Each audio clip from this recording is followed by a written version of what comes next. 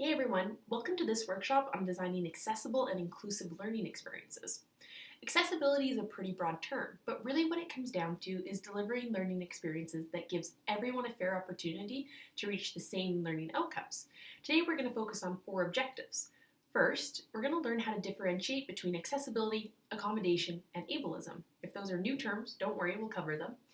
We're going to explain how accessibility benefits all of our students. We'll apply universal design for learning principles and inclusive design to an online course. And finally, you'll identify one change that you can make to your course design, and I'll be here to guide you through the whole thing. There will be lots of discussion, group work, and practice in this session. My goal is that by the end of the session, you will feel empowered to make a few broad changes to your online module that will have the biggest impact on your students' learning experiences. Most of you are probably familiar with accessibility, but let's make sure that we can properly define it first. Pull out your mobile devices and go to kahoot.com, which is written on the board behind me. Go to the top right side of the screen and click Enter Game PIN. Type in the PIN, which is also on the board behind me. Pick a username and then we'll get started. Don't worry if you get the answer wrong. We'll cover it after and your choices will be anonymous. There will be 3 questions, displayed one at a time. For the first definition presented on screen, decide whether it's describing accessibility, accommodation, or ableism. If you haven't heard of ableism, we'll define it afterwards, don't worry. Take your best guess and then we'll have a brief discussion afterwards. Now I want to talk about universal design for learning. This is a framework that uses brain science to help us design more accessible and inclusive courses. There are 3 main things to remember about UDL.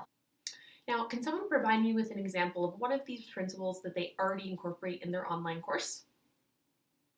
When you're designing an online course, it's important to think about these 3 principles right from the start so that you can design with intentionality. Let's look at an example together. This is an online course that I found. In pairs, I want you to identify what the designer has incorporated in terms of a UDL principle, and also one way that the designer could improve their design to make it more accessible, and how your suggestion would align with the UDL principle. Thanks so much for your participation in this workshop.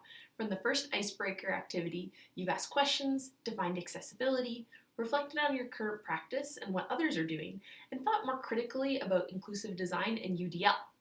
I want you to take that same energy now and think about the way that you can tweak your existing course or your upcoming course. It should be something that you think is manageable to do, but will have a big impact on student learning experience. I've passed out post-it notes to the class. Please write down your ideas and then pass it to a partner, the same one as before. Make sure that your partner's idea is manageable. We've talked about a lot of good ideas today, but designing more intentionally will take some time, so make sure that you pick something focused. Be gentle with yourself and try out a couple things each term. Thank you so much.